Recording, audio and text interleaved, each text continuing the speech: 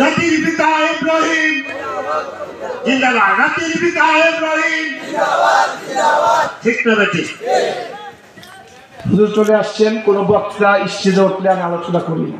আমার ভাইও বক্তব্য দিবেন, দীর্ঘ সময় বসা, এত সময় বক্তার শুরুতে শেষ পর্যন্ত বসা থাকে, সময় তো নাই, ব্যস্ত মানুষ।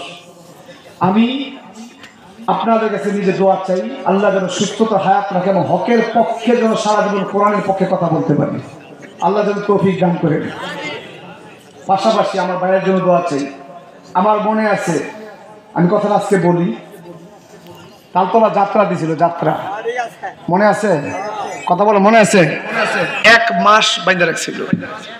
আমি বাইরে জানাইছি আপনি পিছপা হবেন না, আমাকে বলছিল আপনি পিছপা হবেন না, আপনি সামনে বাড়েন। আমার তো দিলের ভিতরে আল্লাহকে ছাড়া কাউকে ভয় করি না।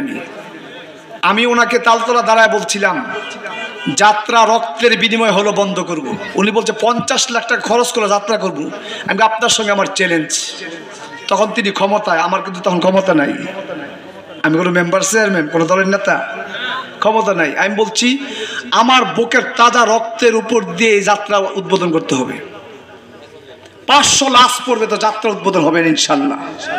পারে না, 10 মিনিটে যাত্রা তছতছ করে দিছি। মনে আছে আপনাদের? আমাকে সাহস দিছিল, হকের পক্ষে সাহস দিছিল।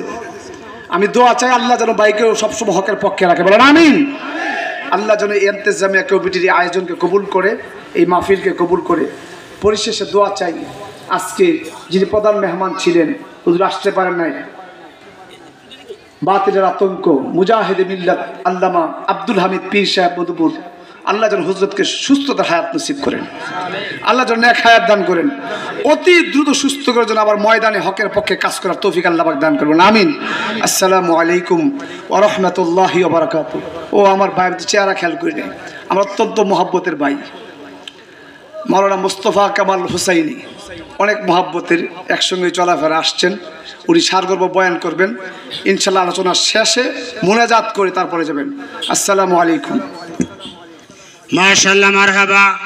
সুলালায়িত কণ্ঠে দীর্ঘক্ষণ পর্যন্ত প্রাঞ্জল ভাষায় কোরআন হাদিসের আলোচনা করার জন্য অত্র এলাকার গৌরবিত সন্তান হযরতুল আল্লাম আব্দুল্লাহ আল মামুন সাহেব দামাতুম বরকাতুম আলিয়াকে আমরা দেখতেছি এ পর্যায়ে আমাদের মাঝে আসছেন আজকের মাহফিলের মধ্যমণি জনাব মাওলানা মুফতি মুস্তফা আল হুসাইনি, মুফাসসিরে কোরআন, চট্টগ্রাম।